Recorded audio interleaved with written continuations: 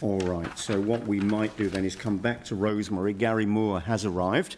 Garry, welcome to the table.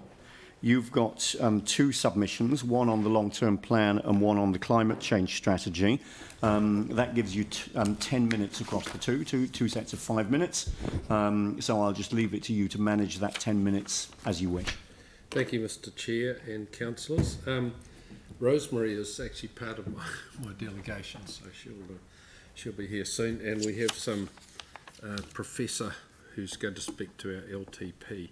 Just to the environmental one, just to explain that the Tuesday Club had a presentation from your staff member, Tony Moore, and then the following week we got Rod Carr in to talk to us about where the council could improve its approach, and then and so the group has met. I was out of town, but the group met, and that's a presentation. So what I might do, Garry, is just interrupt you there if I can. So are you wanting to wait, because you're meant to be on at 3 o'clock, are you wanting to wait till the others arrive? No, it's all right, I'll carry on for a while. Are you sure? Yeah. All right, because, you know, once we've used the 10 minutes, then we're through the 10 minutes. You're comfortable with that? Here's Rosemary. Here's Rosemary. Breath coming in short pants. This is the first time in my life I've ever been early. All right, so as long as you're happy to continue, then we'll continue. Yeah, okay.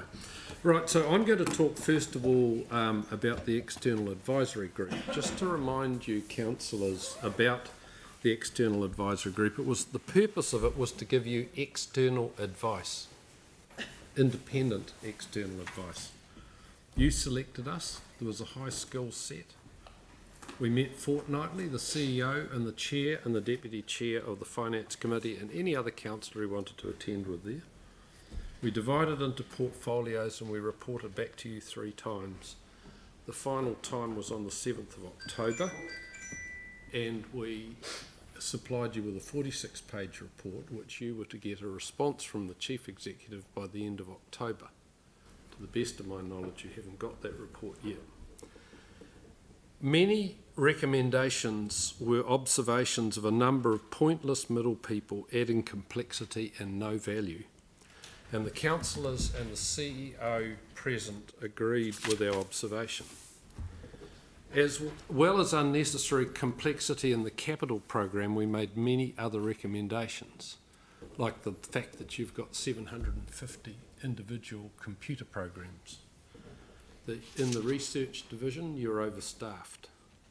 Christchurch NZ you need to completely change your letter of expectation. And currently it really does desperately need that. Tonight I'm going to resend our report, because I'm sure you've been buried in papers ever since, and you'll really relish the thought of having a read of it tonight. Our group cost you $95,000. Have you considered our report during your deliberations?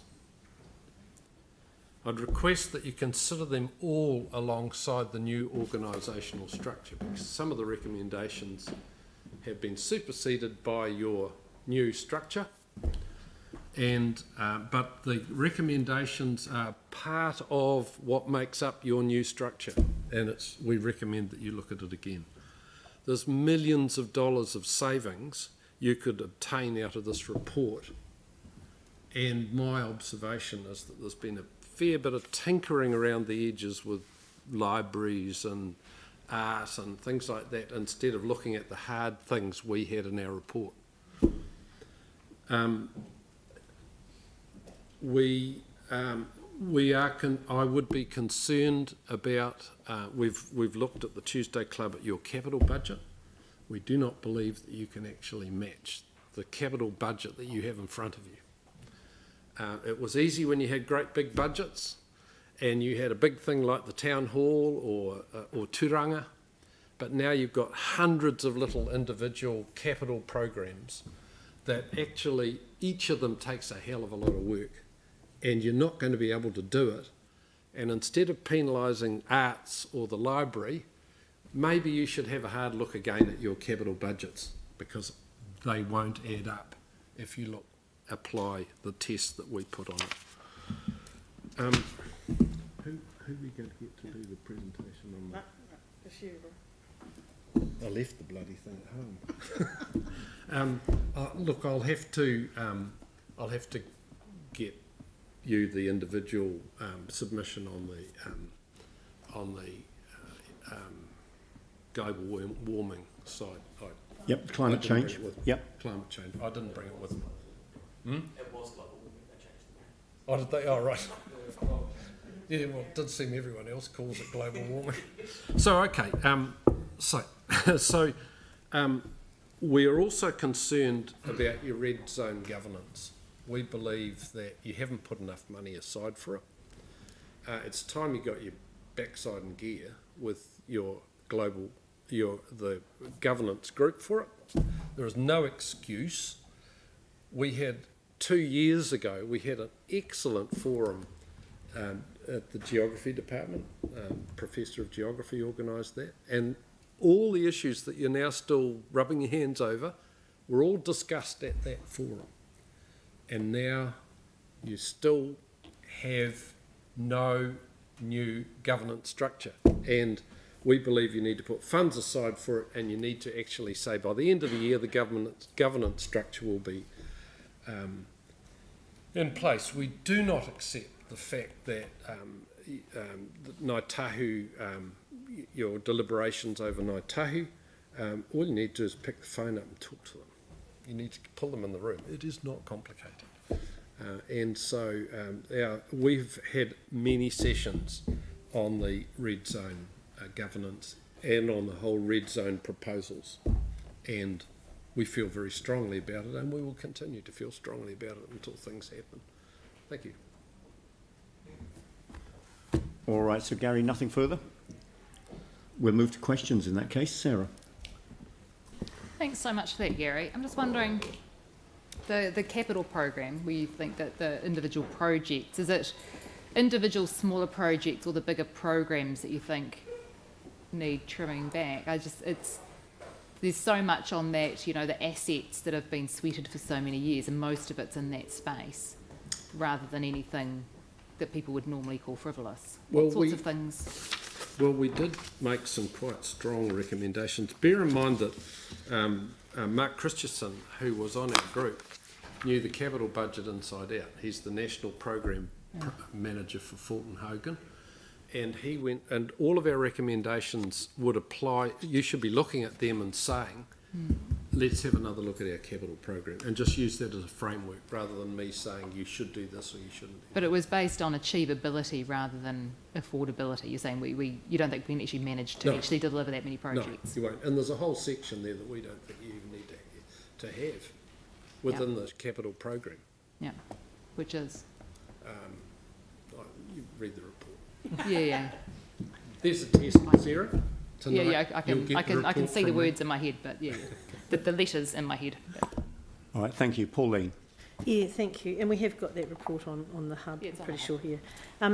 Thanks, Garry. Just looking at your comments about red zone governance funding, do you have a figure in mind of what we need?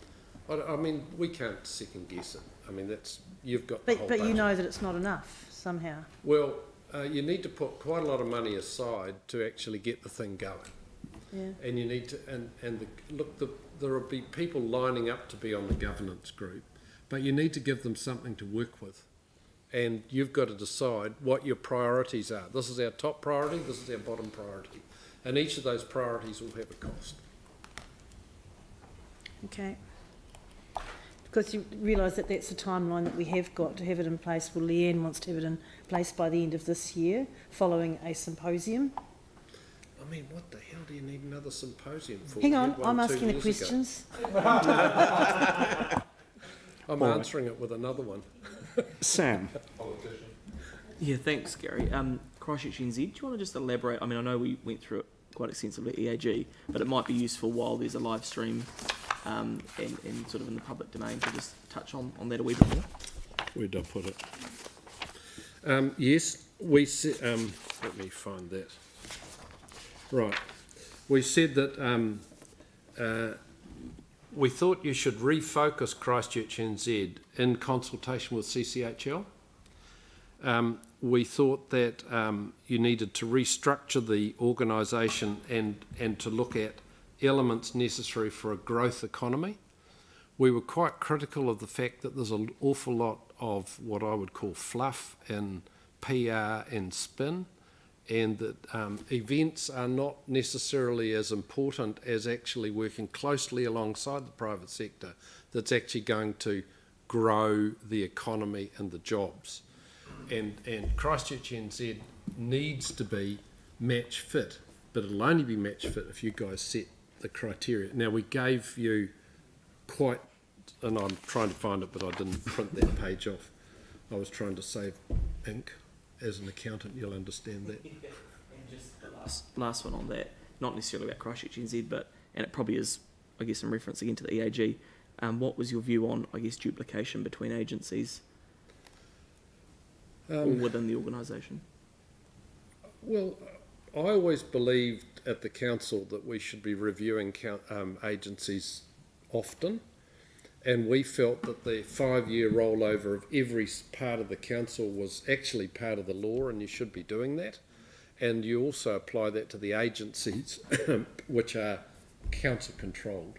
So, but honestly, Christchurch NZ requires serious look.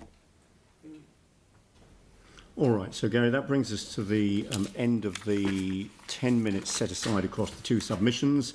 We'll welcome the material that you said you'd sent through by email, and that's great. Thank you very much indeed. Thank you. So now let's